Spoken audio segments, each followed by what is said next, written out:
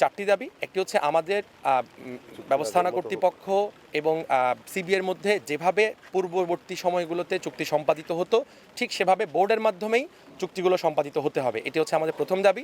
দ্বিতীয় যে দাবিটি 2022 সাল থেকে শ্রমিক কর্মচারীদের যে পার্সোনাল পে রহিত করা আছে, যেটি ইয়ারেল ব্যবস্থাপনা কর্তৃপক্ষই করেছে, সেটিকে উন্মুক্ত করতে হবে এবং আবাসন সুবিধা নিশ্চিত করতে হবে এবং শ্রমিক কর্মচারী থেকে কর্মকর্তা পদে পদোন্নতির বেলায় যে নীতিমালা রয়েছে সেটিকে অবশ্যই আধুনিকায়ন এবং যুগোপযোগী করতে হবে। চুক্তির বিষয়টা তো এসেই গেল। দ্বিতীয়ত যেই আসছিল বাংলাদেশের সরকারি কর্মচারীদের আবাসনের ব্যবস্থা হয়, বিসিআইসি বিএসইসি সহ রাষ্ট্রায়ত্ত যত প্রতিষ্ঠান আছে সব জায়গায় শতভাগ আবাসনের ব্যবস্থা থাকে।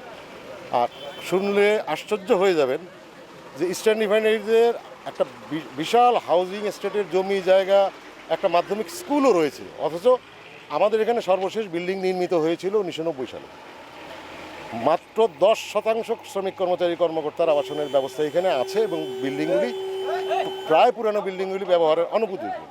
আমরা শতভাগ আবাসন চাই, যেখান থেকেই অর্থায়ন করে আমাদের শতভাগ আবাসন নিশ্চিত করা। কারণ সবাই একটা নিরাপত্তামূলক জীবন আশা করে, এটা আমার মৌলিক অধিকার, আমরা এটা চাই।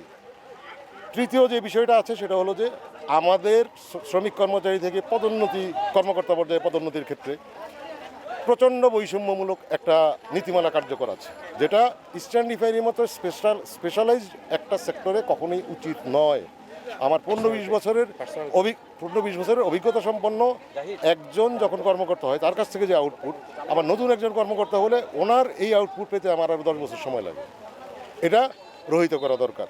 তৃতীয়ত, পদ্মা, মেঘনা, যমুনা সহ সব জায়গায় পার্সোনাল পে সংক্রান্ত একটা বিষয় আছে শ্রমিক কর্মচারীদের বেতন বৃদ্ধির, এবং আমাদেরও আছে। 2003 সালের একটা চুক্তিতে আমাদের পার্সোনাল পে সংক্রান্ত একটা বেতন স্কেল সংক্রান্ত একটা বিষয় আছে, যা শ্রমিক কর্মচারীরা পেয়ে আসছিলেন।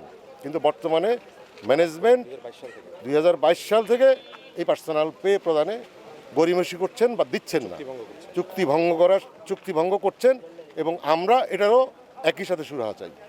ইস্টার্ন রিফাইনারি, মধ্যপ্রাচ্য, ভারত পাকিস্তান এগুলির তুলনায় ইস্টার্ন রিফাইনারি ওইসব জায়গায় রিফাইনারির তুলনায় অনেক কম বেতন ভাতায় আমার এই রিফাইনারি শ্রমিক কর্মচারীরা চাকরি করে।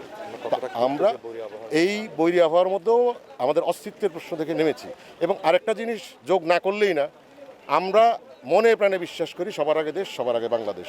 যে কারণে জ্বালানি ক্রাইসিসেও কিন্তু আমরা কোনো রকম কোনো মুভমেন্টে যাইনি।